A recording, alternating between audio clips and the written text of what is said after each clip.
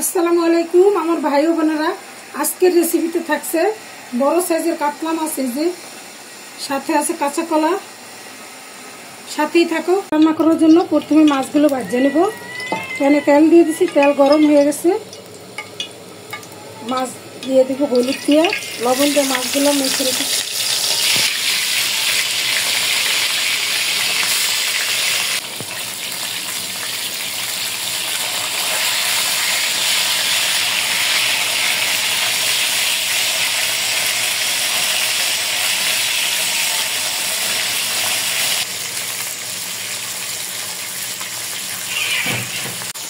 আমার মাছ ভাজা হয়ে গেছে, উঠাই নেব।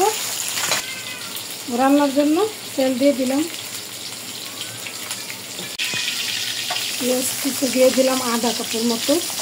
মাছ ভাজা তেলগুলো দিয়ে দিচ্ছি এখানে। রসুন বাটা, আদা, জিরা এবং ধনিয়া, মরিচের গুঁড়া,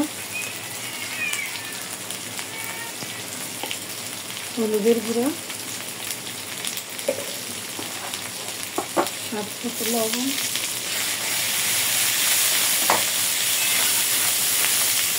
মশলার একটু কষা নিতে হবে। মশলা কষানো হয়ে গেছে। আমি এগুলো ভাপ দিছিলাম, কলাগুলা, আলু আর কলা হলুদ দিয়ে ভাপ দিয়ে নিচ্ছি আগে। এমনি একটু কষায় নিব, কোনো পানি দিব না, পরে ঝোল দিয়ে দিব। 2 মিনিটের মতো নাড়াচাড়া করে নিছি, এখন ঝোলের পানি দিয়ে দেব।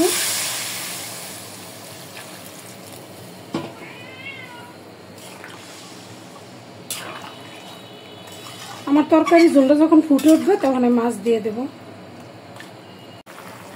মাছ দিয়ে দেব তরকারিতে।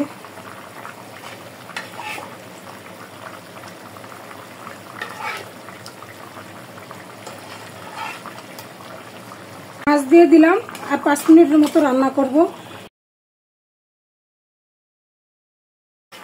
আমার রান্নাটা শেষ, আর রান্না করব না। খুব মজাদার একটা, এই গরমের ভিতরে এই তরকারিগুলো খেতে অনেক মজা হয়। আপনারা যে যেখানে আছেন, আল্লাহ আপনাদের সকলকে ভালো রাখুক।